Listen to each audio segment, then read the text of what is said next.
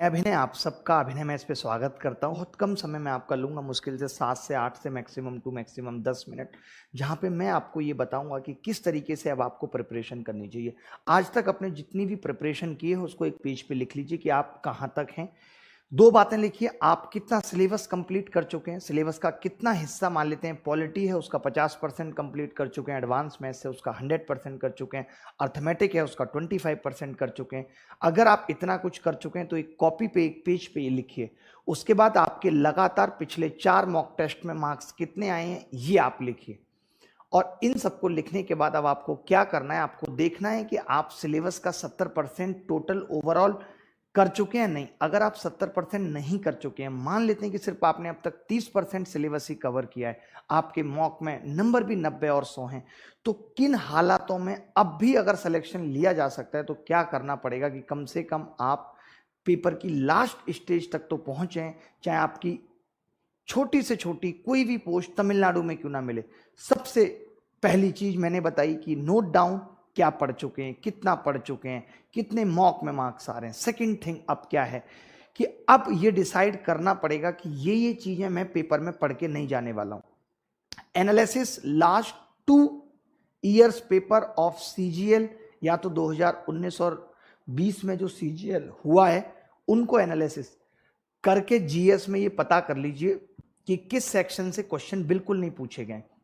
Last CHSL का जब paper आएगा तब आप उससे देख लीजिए कि ज्योग्राफिक का एक ही क्वेश्चन पूछा जा रहा है, यानी कि ये सिलेबस का वो हिस्सा है जिसे मैं छोड़ना अफोर्ड कर सकता हूं।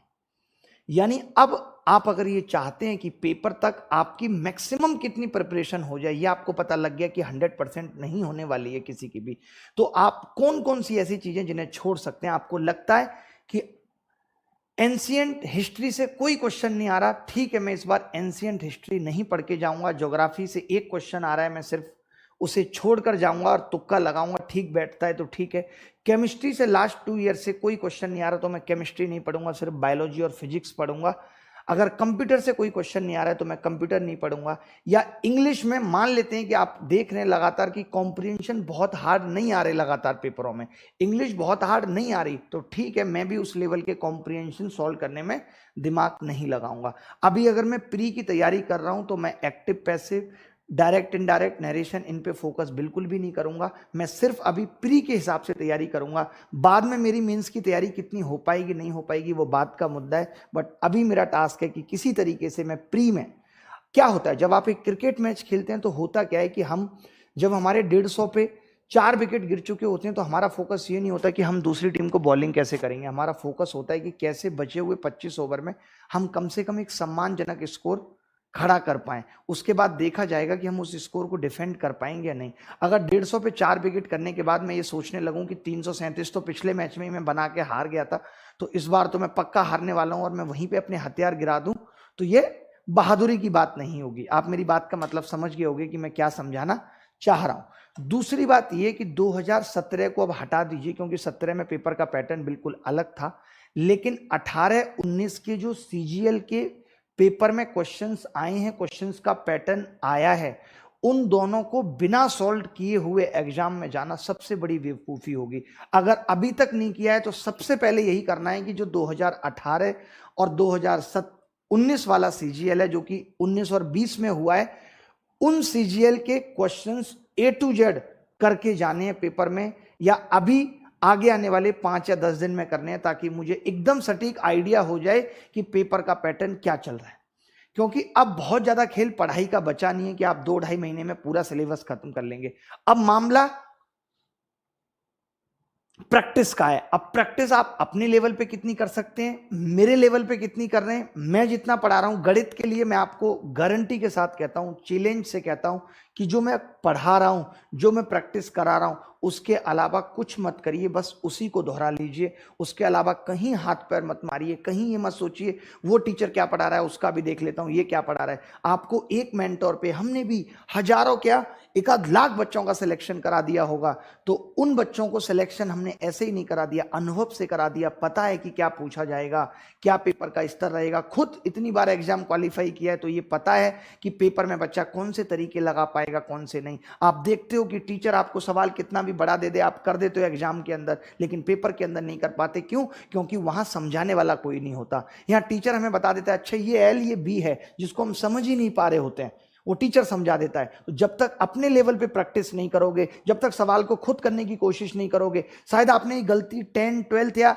कभी और भी अपनी लाइफ में की होगी कि आपने पूरी गणित गाइड से पढ़ ली थी। जैसे ही आप कोई सवाल देखते थे, तुरंत गाइड खोल के देख लेते थे, और गाइड खोल के देखने के बाद आपको पेपर में पता चला होगा कि जब वहां पे थोड़ा सा भी सवाल घूम गया तो आप नहीं कर पाए।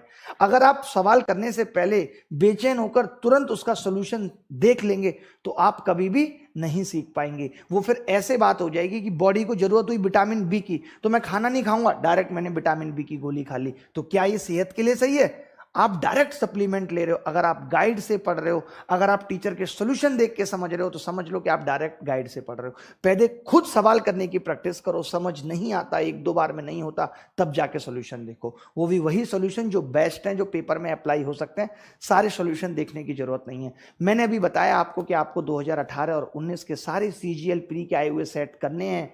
उसको करने के बाद आपको पता लग जाएगा कि आपकी स्ट्रेंथ क्या है, कहाँ कहाँ पे आप गलती कर रहे हैं, कहाँ कहाँ पे आपकी वीकनेस है, किन किन चैप्टर्स में आपसे मेंसुरेशन के सवाल नहीं हो रहे, आपसे फिल इन द ब्लैंक्स गलत हो रहे हैं इंग्लिश में, आपसे क्लोज टेस्ट नहीं हो रहे। एक बेसिक आइडिया आपको लग जाएगा, जिसको आप प्रैक्टिस करके ठीक कर सकते हैं। जो भी आप जब रिवीजन करेंगे, जैसे मैं अभी पढ़ा रहा हूं, मान लेते हैं मैं कौन की क्लास लेता हूं, तो आप देखिए कि इसके जो महत्वपूर्ण फॉर्मूले हैं, शॉर्ट ट्रिक्स हैं, कॉन्सेप्ट हैं, ड्राइव्ड रिजल्ट हैं, जैसे हम कई बार सेवियंस थ्योरम लगा देते हैं, तो ये सारी चीजें अपनी एक डायरी में छोटी सी में नोट करना अभी से स्टार्ट कर दो, ताकि लास्ट में प्रेशर ना आए। क्योंकि देखिए हमने इतनी सारी चीजें पढ़ रखी हैं, बट वो सारी तो लास्ट में रिवाइज नहीं कर सकते। जब गणित का पेपर या जब एग्जाम देने जा रहे होंगे, तो हम वो छोटी सी रफ कॉपी होगी, जिसके अंदर से जैसे टाइम एंड वर्क वाली रूट एवी वाली ट्रिक है, राधा कॉन्सेप्ट में S1/S2 बराबर रूट T2/T1 वाली बात है। तो ये सारी बातें आप एक जगह लिख लो। अब आप बहुत ज्यादा टेक्स्ट बुक पे मत जाओ, आप चाहो तो किसी भी प्रैक्टिस बुक पे जा सकते हो। मेरे हिसाब से तो अभी जरूरत नहीं है, क्योंकि पेपर में कम वक्त बचा है। अगर आप 2020 की तैयारी कर रहे हो तो रिवीजन मस्ट है। तो जो मैं पीडीएफ दे रहा हूं, मैं बहुत ज्यादा सवाल आपने देखा होगा नहीं डाल रहा हूं, कुछ लोगों को लग भी रहा होगा गलत है, लेकिन मुझे पता है कि उतने सवाल आपकी प्रिपरेशन को अच्छा बनाने के लिए पर्याप्त हैं, काफी हैं। एक और सबसे जरूरी चीज जो अभी आपको करनी है इन दिनों में, वो सबसे जरूरी चीज क्या है कि आपको दिन में नहीं सोना। अब दिन में सोना छोड़ना पड़ेगा। अगर आप दिन में सोते रहे और रात को जगते रहे, तो आपका माइंड दिन में इनएक्टिव रहेगा, रात को ज्यादा एक्टिव रहेगा। अब सीजीएल आपके हिसाब से कभी पेपर नहीं लेगा कि वो रात को पेपर लेगा, वो पेपर दिन में ही लेगा। सुबह 10 बजे भी आपका पेपर हो सकता है, और पता चल रहा है कि दिन में 10 बजे तो आपका दिमाग काम करता ही नहीं है। तो आपको, कितने सारे लोगों को प्रॉब्लम होगी कि पेपर से एक रात 2 रात पहले नींद नहीं आती, और वो कहते हैं कि नींद ना आने की वजह से, पूरी ना होने की वजह से मैं अपना 100% नहीं दे पाया, अच्छी परफॉर्मेंस नहीं कर पाया। उसकी वजह क्या है? उसकी वजह यही है कि जब हम लगातार 1, 2, 3 सालों से रात रात में ही पढ़ रहे हैं, पढ़ने की हमने रात में आदत डाली हुई है, तो हम दिन में अच्छा परफॉर्म नहीं कर पाएंगे। हमारी बॉडी उसी तरीके की आदत डाल लेती है। तो अभी से आपको 2-2.5 महीने प्रैक्टिस करनी है कि आपका दिमाग एटलीस्ट सुबह 10 बजे से शाम को 5 बजे तक काम करे। आप 8 बजे तो मिनिमम जगने की आदत डालो। मैं तो यही कहूंगा कि 6 बजे जगने की आदत डालो। मैं भी इस बुढ़ापे में 6 बजे जगता हूं। जरूरी है 6 बजे जगना, 7 बजे तक जगना। उसके बाद दिन में कभी भी वक्त मिलता है, सुबह नहीं मिल रहा, तो हल्का योगा, मेडिटेशन, रनिंग जरूर करो। जब तक अपने दिमाग को एक्टिवेट नहीं रखोगे, नेगेटिव थॉट्स दिमाग में आते रहेंगे, कभी भी अच्छी तरीके से तैयारी नहीं कर पाओगे। दोस्तों से, रिश्तेदारों से मिलना एकदम बंद कर दो। सोशल मीडिया को जितना अवॉइड कर सकते हो उतना कर दो। जो 2, 4, 5, 10 चीजें जरूरी हैं वही करो। मैक्सिमम चैनल को अनसब्सक्राइब कर दो। जो भी एंटरटेनमेंट आलतू फालतू आपने देख रखे हैं, कर रखे हैं। कंट्रोवर्सी में मत पड़ो कि थंबनेल पे देखा ये कंट्रोवर्सी लिखी हुई है, चलो इसको खोल के देखेंगे, वो इसके बारे में क्या कह रहा है, ये उसके बारे में क्या कह रहा है, इन चक्करों में मत पड़ो।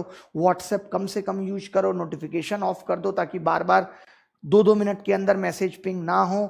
FB चाहो तो बिल्कुल भी छोड़ सकते हो, जरूरत नहीं है। और बाकी क्लास कोशिश करो कि जो भी यूट्यूब पे ले रहे हो या कहीं, तो लैपटॉप पे लो। आप में से कितने सारे लोग, बल्कि 99% लोगों के साथ यही समस्या है कि फोन किसी अच्छे काम के लिए उठाते हैं और उसके बाद व्हाट्सअप, फेसबुक में आधा पौना घंटा खराब करने का सोचते हैं। अच्छा हो, मैंने तो इस काम के लिए फोन उठाया था।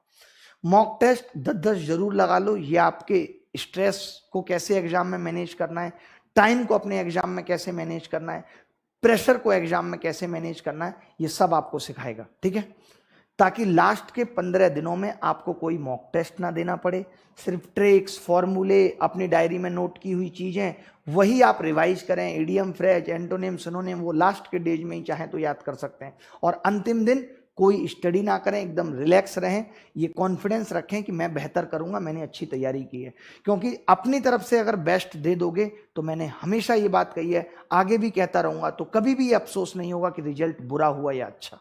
जितनी भी बातें मैंने अभी बताई हैं इस वीडियो में, इनको ज्यादा से ज्यादा अप्लाई करने की कोशिश करो, अपनी जिंदगी में उतारने की कोशिश करो।